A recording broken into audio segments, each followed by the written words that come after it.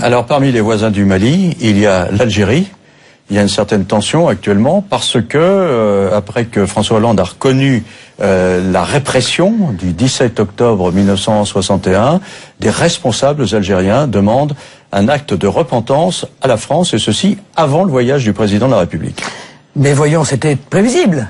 À partir du moment où M. Hollande mettait un genou à terre devant l'Algérie, avec M. Bouteflika à sa tête, exigerait qu'il se mette à plat ventre. Il a reconnu simplement que des Algériens avaient été tués lors de manifestations. Non, il a reconnu des choses qui sont d'ailleurs historiquement absolument contestées depuis, révélées comme ayant été une manipulation médiatique de la part du FLN, dont je vous rappelle qu'à l'époque, il était en guerre contre la France. C'est-à-dire qu'il tuait des Français, il tuait des gendarmes français, il tuait des harkis, c'est-à-dire des musulmans français qui avaient choisi la France, et ce, non pas seulement sur le territoire de l'Algérie française, mais sur les territoires de la France hexagonale. Bon, et il a reconnu des centaines et des centaines de morts, alors que tout ça, comme je l'ai dit, s'est révélé absolument bidon. Bon, quoi qu'il en soit, l'Algérie aujourd'hui exige que François Hollande se mette à plat ventre et qu'il fasse le mea culpa du méchant colonisateur,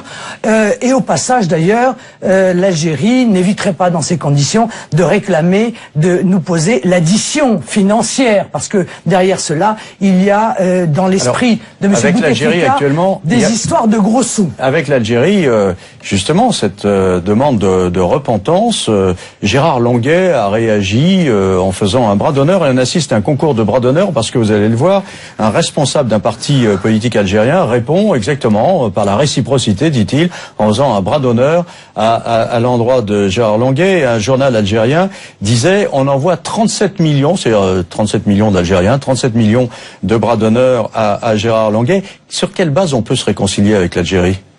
Ah, mais on ne peut, à mon avis, on ne peut pas se réconcilier avec les réclamations qui sont faites par M. Bouteflika, parce que il a à l'égard de la France un discours systématiquement absolument insultant, très excessif. Et je vous cache pas qu'en voyant le bras d'honneur de M. Longuet, je me suis dit enfin un peu de franchise et de spontanéité dans la vie politique. Oh, je ne le ferai pas parce que je suis une femme peut-être. Mais j'ai regardé ça avec un peu de soulagement. Je me suis dit qu'il y a quand même quelques responsables politiques hors du Front National qui ont de temps en temps le courage de leurs opinions, même si M. Longuet ne savait pas qu'il était à l'antenne. Mais enfin, en l'occurrence, il m'a fait plaisir. Mais dites-moi, il y a une question quand même qu'on ne pose pas à l'Algérie. Qu'avez-vous fait de votre indépendance ? Parce qu'enfin, vous avez lutté pour votre indépendance. Expliquez-nous pourquoi des millions d'Algériens ont, depuis l'indépendance, et je ne parle pas bien entendu des harkis qui étaient français, des millions d'Algériens sont venus en France depuis l'indépendance. Pourquoi?